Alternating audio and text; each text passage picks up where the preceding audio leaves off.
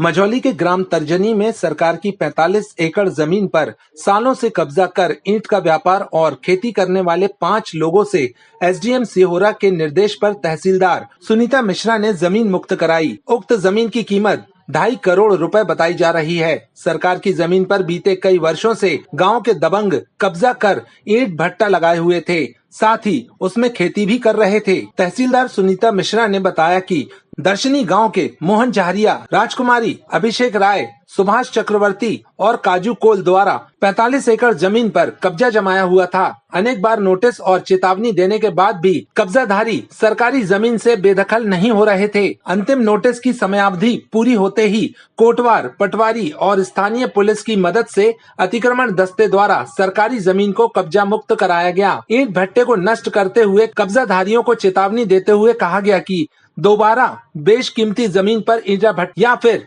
खेती होती है तो संबंधित पर कड़ी कार्रवाई की जाएगी। बताया जा रहा है कि दर्शनी गांव में जिन लोगों ने 45 एकड़ जमीन पर कब्जा कर रखा था, उनसे जमीन मुक्त कराने में प्रशासनिक अधिकारियों को काफी परेशानियों का सामना करना पड़ा। राजनीति, अप्रोच और दबंगाई के दम पर जमीन कब्जा मुक्त नहीं हो पा रही थी। लंबी जद्दोजहद के बाद प्रशासन ने जमीन को कब्जा मुक्त कराया।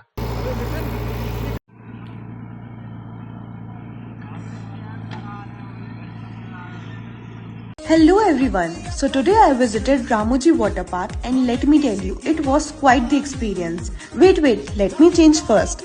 They have the arrangement for outfits also for both the men and women. Okay, now I'm all set to jump in.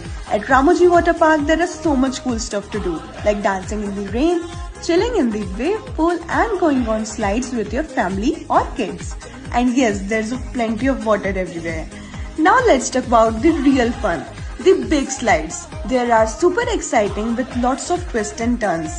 So visit Ramoji Water Park today and have a blast on your summer vacation. Bye bye.